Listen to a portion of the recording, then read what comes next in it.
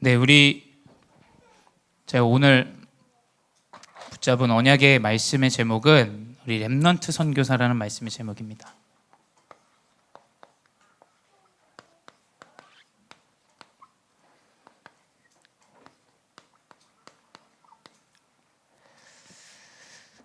올라오는데 정려희 권사님이 부목사님 좀 짧게 해주십시오 이러더라고요. 그래서 제가 또 전문이 제가 짧게 하는 거거든요. 전 짧은 머리 좋아합니다. 단발머리. 그래서 짧게 하는 거는 제 전문이에요, 권사님. 그래서 걱정 안 하셔도 되고요. 이 선교사, 렘넌트 선교사, 사실은 선교대의 말씀 묵상하면서 어떤 말씀을 전달해 드려야 될까, 우리 교사분들. 사실 뭐 다 수고하고 고생하시고 최고 응답 안에 있으신 분들인데 감히 제가 말씀드리자면 우리 교사분들이 후대를 양성하시는 분들이기 때문에 가장 하나님이 보시기에 중요하신 분들이다. 저는 그렇게 생각이 돼요. 왜냐하면 이스라엘은 후대가 복음을 놓쳤습니다. 후대가 복음을 놓치니까 계속 재앙과 저주가 오게 되죠. 근데 하나님은 그 시대마다 한 사람을 항상 사용하셨어요. 그렇죠? 복음이 사라질 때 모세, 요셉, 다니엘, 바울, 사무엘, 다윗. 하나님은 그 선교사 한 사람을 항상 사용하시더라고요. 이상하게 성경에 보게 되면 하나님은 성취하실 언약을 주십니다.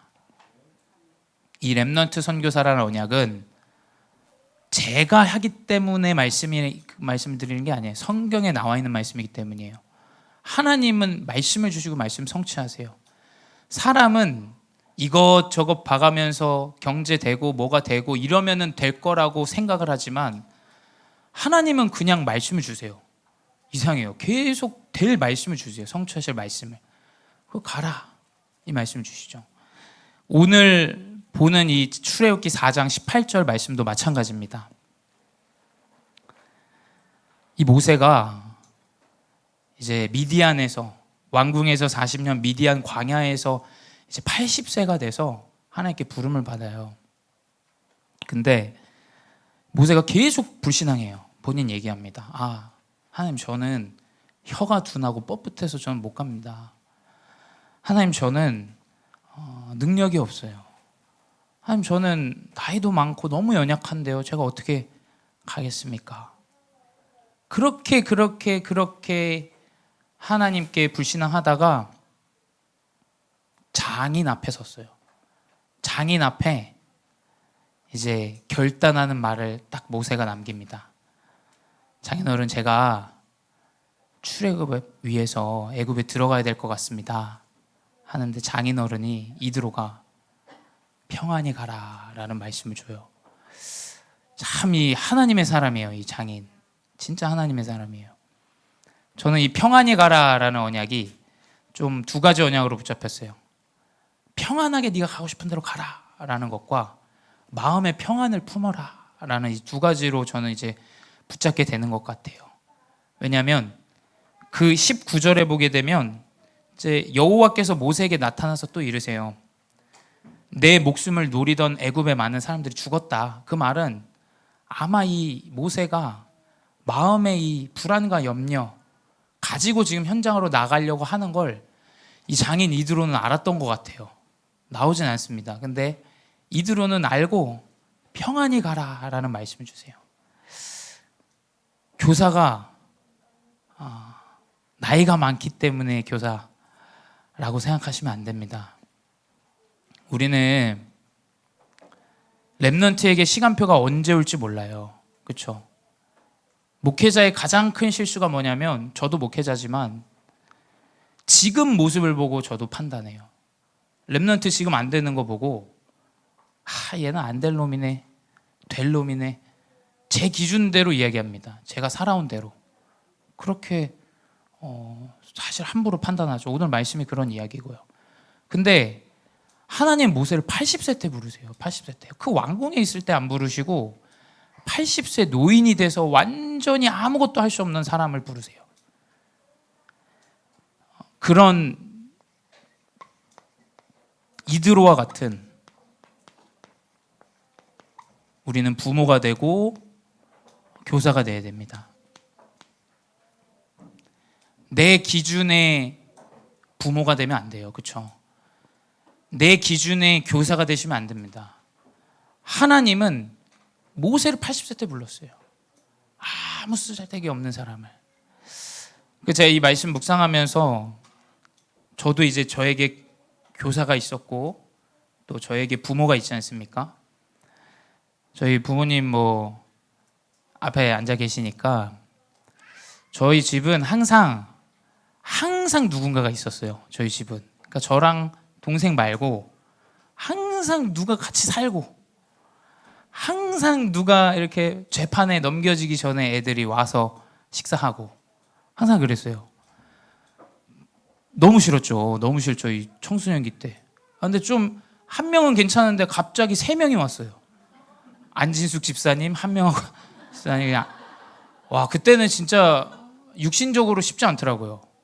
제가 막 형도 있고 막 누나들도 갑자기 너무 많으니까 정신이 없어요. 근데 그때는 제가 너무 힘들고 제 동생 놈은 어땠는지 모르겠어요. 근데 저는 진짜 쉽지 않았거든요. 근데 한 번도 구구절절 그걸 저한테 설명해 준 적이 없어요. 저희 부모님은. 그러니까 제가 무슨 말을 드리는 거냐, 분명히 그 사명이 보여져요. 그렇죠? 자녀에게 나타납니다. 우리 부모가 이 사람 진짜 이거에 대한 마음이 갖고 있구나. 그거는 구구절절 설명 안 해도 보여집니다. 그렇죠? 그때는 몰랐어요. 제가 목회자가 되고 이제 렘넌트 사역을 하고 사역을 하는데 알겠는 거예요. 그러니까 그게 상처가 아니죠. 그게 아니면 상처입니다. 이제 우리 집에 맨날 누가 살았고 내가 먹을 거 항정살 제가 먹고 제가 꺼내 먹었고 자꾸 그렇게 돼요. 근데 그 부모님이 가지셨던 그 사명이 뭔지 알겠어요. 저도 충분히 저도 그 마음에 담겨요. 저에게 또 교사가 계셨죠. 선교사님이시거든요. 사실은 돌아가신 선교사님이세요. 아까 제가 우니까 별이가 예배 끝나고 올라와서 제 얼굴을 보더라고요. 이렇게 아직도 울고 있나. 제가 왜 우냐면 슬퍼서 우는 게 아니에요. 이상하게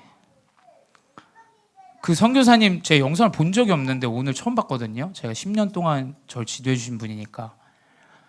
근데 저분의 모습이 내 모습이 있는 거예요.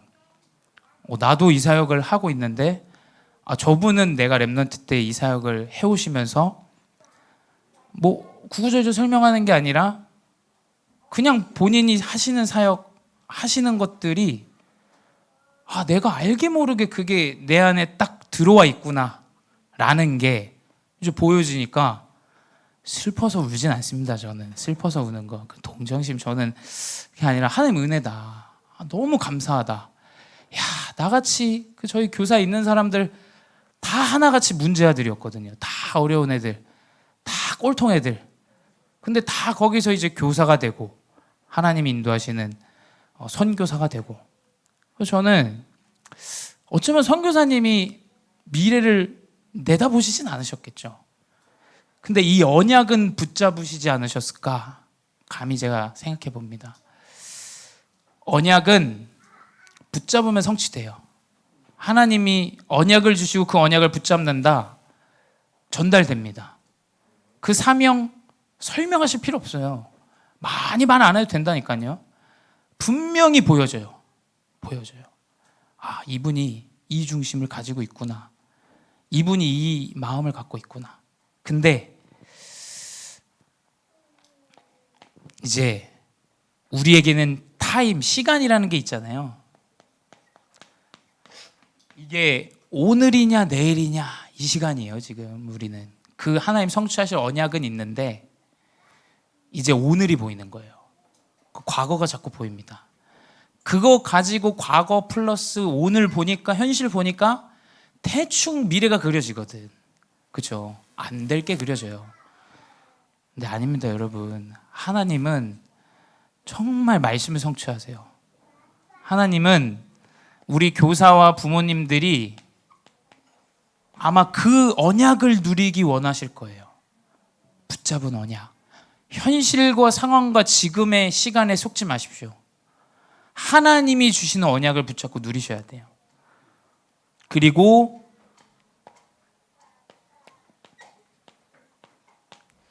그 언약을 붙잡고 그 시간이 올 때까지 그냥 기다리는 겁니다.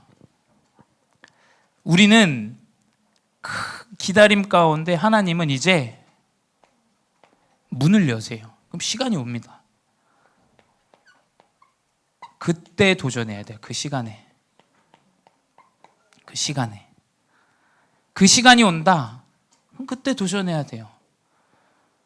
시간이 안 왔는데 자꾸 하려 그러면 그 골치 아픕니다. 그렇죠? 시간이 왔는데 안 하면 답답하죠. 진짜 언약을 누리고 있으면 기다림 가운데 하나님은 문을 여세요. 저는 지금 저희 교회를 보고 이야기한다면, 목사님 뭐 선교대 몇 분 가시는 이런 얘기 하시잖아요. 저도 좀 영향이 있더라고요. 죄송해요. 저 정말 육신적인 기준이구나라는 생각이 많이 들었어요. 세상의 기준 그래요. 사람의 기준은.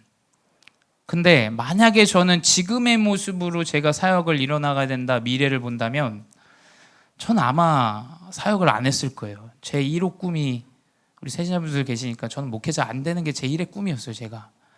왜냐면 부모님 보면서 목회자는 화도 못 내고 이거 뭐 아무 힘도 없고 필요가 없는 존재구나라고 생각할 수 있으니까.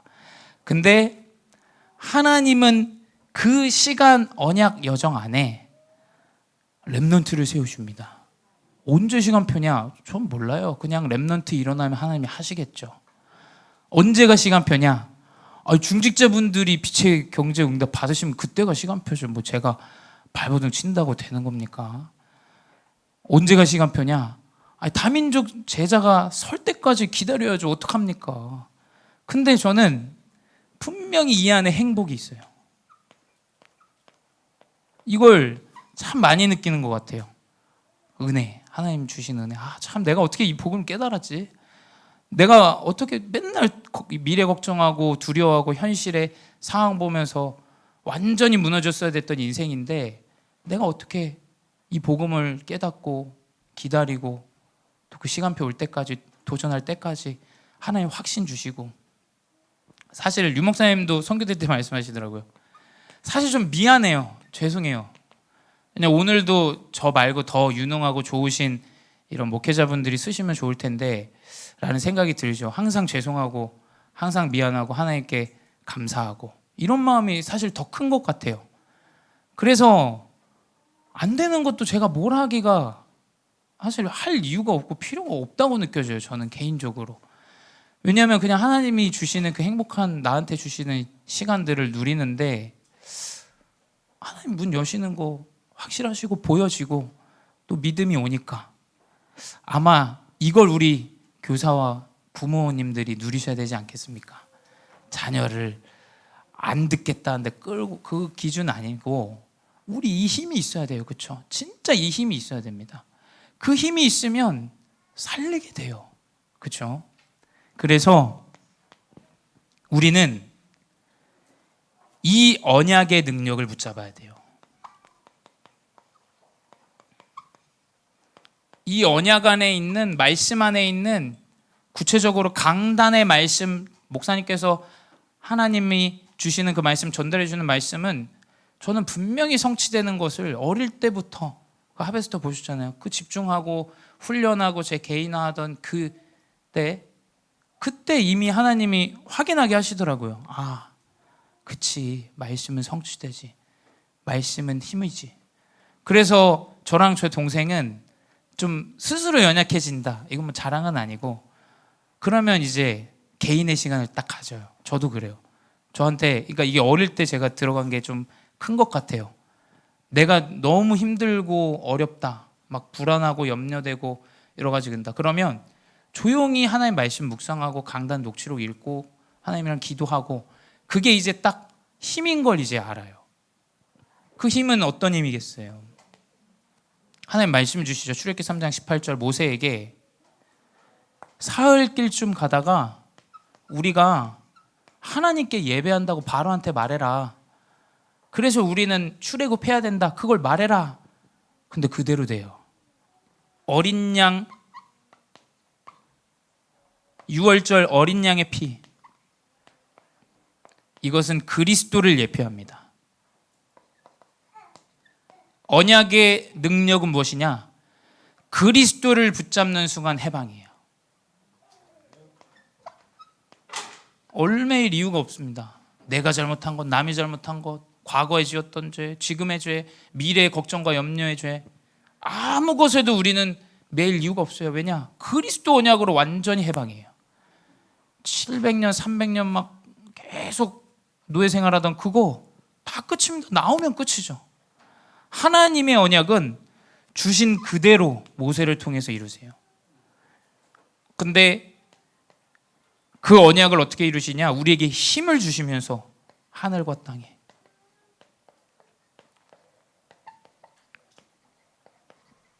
어디에 기록되어 있냐? 마태복음 28장 18절에서 20절에. 근데 분명히 20절에 기록하고 있어요. 내가 너와 항상 함께 하겠다. 항상 함께 하시는 그 그리스도의 언약 안에 다 들어 있습니다. 그 행복을 한번 누려보세요. 그 행복은 정말 평안해요. 하나님 주시는 그 항상 함께하는 그 언약은 힘이 나요. 그리고 굉장히 세련돼요. 제가 봤을 때 이 힘은 정말 세련됩니다. 얼마나 세련돼요. 연약한 사람 내가 도와주고, 사람들은 연약한 사람, 틀린 사람 꼬집어내서 이야기하면 자기가 이 사람보다 더 유능하고 내가 지식이 있다라고 느끼겠지만, 하나님 방법은 굉장히 세련돼요. 고차원의 세련이에요. 연약한 사람을 끼고 이 사람 세웁니다. 이 사람이 은혜를 받아요. 이 사람이 치유를 받아요. 이 사람이 하나님 제자가 돼요. 그게 전도 운동이에요. 사실은. 그렇죠? 살아납니다. 분명히 살아나요. 이 함께함을 누리셔야 돼요. 이 능력과 이 힘을 가지셔야 됩니다. 세 번째, 그럼 이제 하나님은 가는 곳마다 증거를 주세요. 그렇죠? 그걸 뭐라고 합니까? 증인이라고 하죠.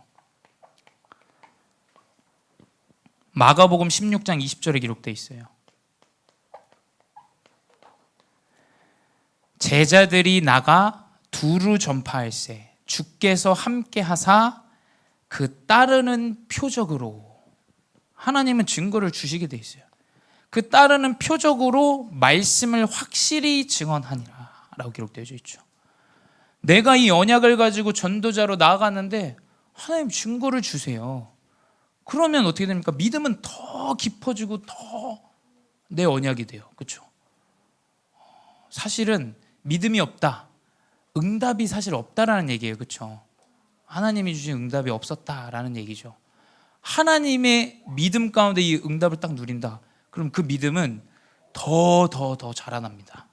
우리 렘넌트에게 저는 우리 교사분들이 가진 이것을 전달해 줘야 되지 않나 싶어요. 네가 공부 잘해라.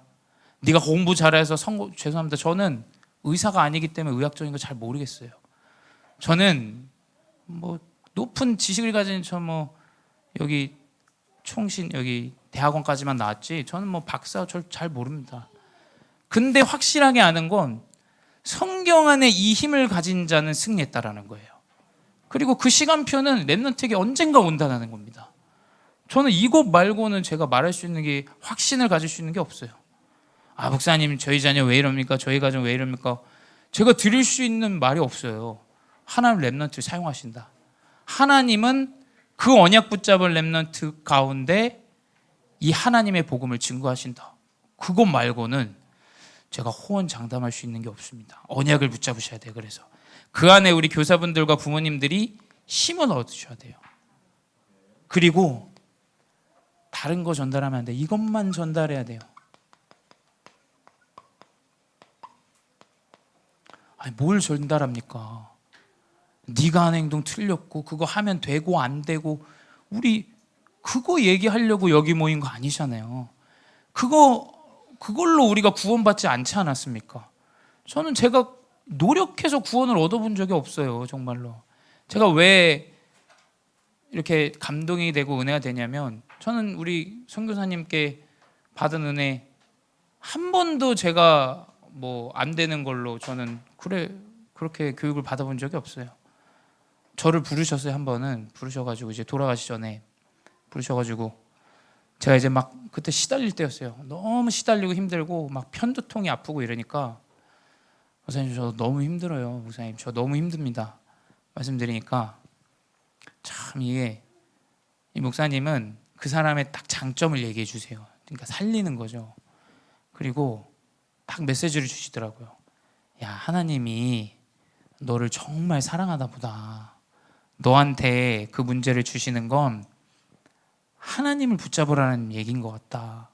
그리고 그 메시지가 시간이 지나고 그분이 돌아가셨는데도 남아있어요. 이게 영원히 남아있어요. 그리고 그 언약이 딱 우리 중심에 담기게 됩니다. 그렇죠?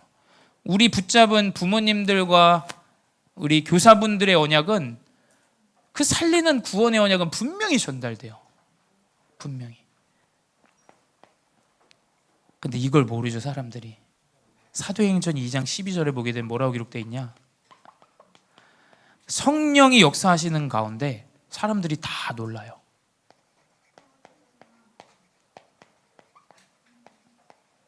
다 놀랐습니다. 2장 12절에 성령의 불이 임해서 막 방언 얘기하는데 뭐라고 얘기하냐? 다 놀라며 당황하며 서로 이르되 이 어찌 된 일이냐? 지금 우리 렘넌트들의 현장이 이래요. 렘넌트들에게 우리 이런 현장에 있는데 이게 뭐냐? 이 문제는 뭐냐? 왜 나에게 어려움이 오냐? 어떤 사람들은 사도행전 2장 13절에 성령 임한 건데, 어떤 이들은 조롱하며 이르되 그들이 새 술에 취하였더라. 술에 취했다고 육신적으로만 이야기해요. 근데 여기서 하나님이 가장 연약한 전도자 베드로의 최고의 사역이에요. 이게 뭐 안전뱅이 일으키고 이거보다 더 큰 사역은 뭐냐? 언약을 전달해요. 아니 지금 무슨 소리라는 거냐? 이 성령의 역사는 요엘 선지자를 통해서 기록하신 하나님의 말씀의 성취가 아니겠냐? 이 연약한 베드로에게 이 요엘 선지자의 언약이 있었던 거예요. 젊은이들은 환상을 보고, 늙은이들은 꿈을 꾸고, 자녀들은 예언할 것이다. 이 성령의 역사가 지금 임한 것이다. 이거 전달해야 돼요, 후대들한테. 그렇죠? 후대들 어렵습니다. 힘들어요. 여러 가지 방황돼요. 근데 목사님, 저는 왜 이런 가정에 태어났죠? 저는 왜 이런 삶을 살아가죠? 저는 왜 이렇게 연약하고 안 되어지죠? 하나님이 널 사용하실 거야. 하나님의 계획이 있어. 하나님의 뜻이 있어. 하나님이 역사하시는 여정이야. 그 언약 안에서 하나님은 널 사용하실 거야. 저는 렘넌트 때 그걸 받았거든요. 교사분에게. 다른 거를 말할 수가 없어요. 뭐 행위적으로. 그래서 저는 뭐 우리 중고등부 애들이 어른처럼 화장을 해도 저는 그냥 이뻐요. 애들이 좋고, 그냥 뭐 잘못해도, 뭐 심지어는 좀 담배 냄새가 나도 저는 그냥 좋아요. 애들이. 얘네 하나님께서 행실과 그 모습으로 인도하시는 게 아니라 그냥 언약대로 이 렘넌트를 사용하시고 인도하실 거니까. 그게 저는 제 인생이 그랬으니까. 그러니까 이 렘넌트에게 우린 이것만 전달해야 돼요. 네 왜 그렇게 화장을 했냐? 네 모습을 봐라. 교회까지 와서 자고 있냐? 저는 양심상 그 말을 하기가 힘든 사람이에요. 언약만 전달해야 돼요, 우리는. 세 번째 뭐냐? 그러니까 어떻게 되냐? 이 이드로는 자기 기준으로 얘기하지 않았어요. 평안히 가라. 가서 하나님의 계획을 이뤄라. 근데 그것만 있는 게 아니죠, 이드로는. 이드로 이 출애굽할 때 중요한 제도를 이 모세에게 어드바이스예요. 10부장, 100부장, 이 1000부장. 지금 사실은 사회 구성원의 이런 시스템이죠. 그러니까 10명 중에 장을 세우고 50명 중에 100명 중에 장을 세워서 그 사람을 사역해라. 이걸 이드로가 말해준 거예요, 모세한테.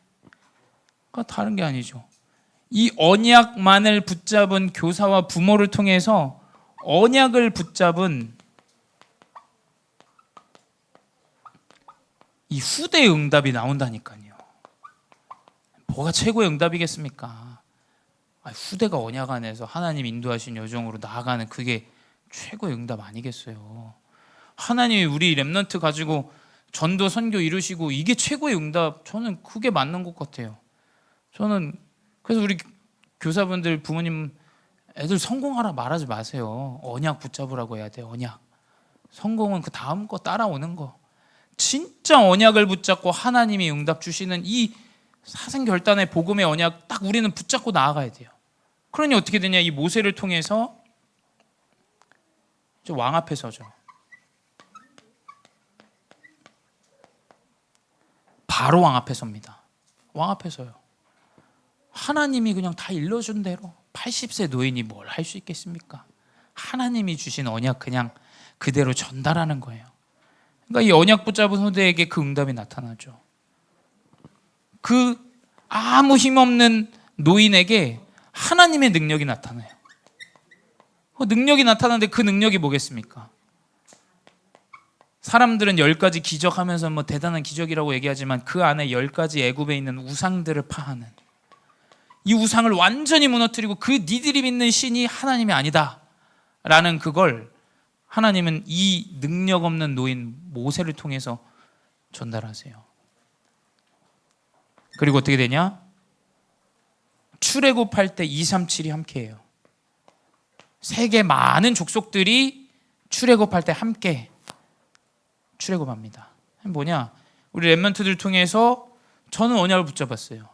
하나님, 우리 뭐 숫자가 몇 명이냐, 뭐 실력이 어떠냐, 저는 저한테 그렇게 중요한 기준은 아닌 것 같아요. 하나님은 우리 렘넌트 통해서 분명히 237에 많은 사람들을 살리는 자가 된다. 저는 그 언약 붙잡았어요. 그리고 그 확신이 안 오면 저는 이 사역을 할 수가 없는데 하나님은 계속 이 확신을 주세요. 그게 어디 기록되어 있냐? 출애굽기 12장 38절에 기록되어져 있죠. 수많은 잡족과, 그러니까 잡족속들, 양과 소와 심이 많은 가축들이 그들과 함께 하였으며 라고 기록되어 있어요. 237이 실제로 출애굽할 때 이스라엘 백성만 출애굽한 것이 아니라 많은 다민족들이 함께, 그 모세라는 한 인물 때문에 많은 다민족도 살아나요. 그러니까 하나님은 이 응답을 후대에게 주십니다. 이건 하나님이 하시겠죠, 알아서. 그래서 우리의 결론은 무엇이냐?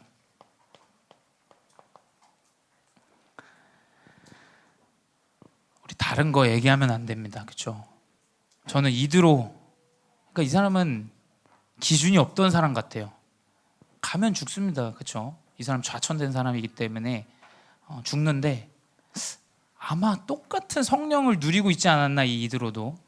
하나님의 힘을 가지고, 능력을 가지고. 그래서 사실 모든 기준을 내려놓으셔야 돼요. 그래서 제가 저희 중고등부 교사분들한테도 옛날부터 제가 말씀드렸어요. 그냥 애 놔두면, 자고 있으면 그냥 놔두세요. 놔두시고 그냥, 뭐 어떤 교회는 뭐 코에다가 막 이렇게 호랑이 기름 발라주고 이러더라고요. 저는 그렇게까지 하고 싶지가 않아요. 호랑이 기름 발라가지고 막 이렇게 따가워하고 너무 싫어하고 이러더라고요. 근데 그냥 놔두면 되지 않을까 저는 싶어요. 모든 기준을 내려놓아라. 저도 심하게 잤습니다, 예배 때. 하나님 은혜 주셨어요. 하나님 알아서 은혜 주시게 돼 있어요. 그러면 하나님 렘넌트 통해서 망대 세우신다. 근데 그 망대가 뭐겠습니까? 어떤 목사님들이 그러시더라고요. 뭐 우리 교회는 사람이 없기 때문에 결혼하면 우리 교회로 와야 된다. 저는 별로 그건 성경적인 제 기준은 아닌 것 같아요. 파송해야 됩니다. 전 세계로 파송해야 돼요. 우리 렘넌트가 언약을 붙잡고 전 세계의 교회를 세워야 돼요. 하나님의 그리스도 복음이 땅 끝까지 증거되는 그 일에 우리는 헌신해야 돼요. 우리 렘넌트 연약한 교회 있으면 가야죠. 뭐 우리 인원수 줄어드느냐, 뭐 더 많냐, 그거는 뭐 하나님이 알아서 하시겠죠. 하나님 이 렘넌트 파송하는 그날까지 우리는 이 사역에 전심하고 합심하는 겁니다. 그래서 교사분들이 하실 건 없습니다. 그냥 이 영적인 힘을 딱 누리시면 분명히 그 한 교사를 통해서 영향받는 선교사 나오게 돼 있습니다. 그래서 그 증거가 뭐냐? 저예요. 사실은 제가 제일 큰 증인이고 증거고 하나님 그렇게 하시는 일들의 응답입니다. 그래서 그 은혜를 붙잡고 그 응답 붙잡고 연약한 우리 렘넌트, 분명히 하나님이 렘넌트 선교사로 파송하신다라는 그 언약으로 힘을 얻고 인도받는 귀한 중직자 성도 되시 바랍니다. 기도하겠습니다. 사랑의 하나님 감사합니다. 이드로와 같은 믿음을 우리에게 허락하여 주시옵소서. 내 기준으로 렘넌트 사역하지 않게 하여 주시옵소서. 복음과 구원의 기준으로 우리 렘넌트를 살리고 망대 세우게 하여 주시옵소서.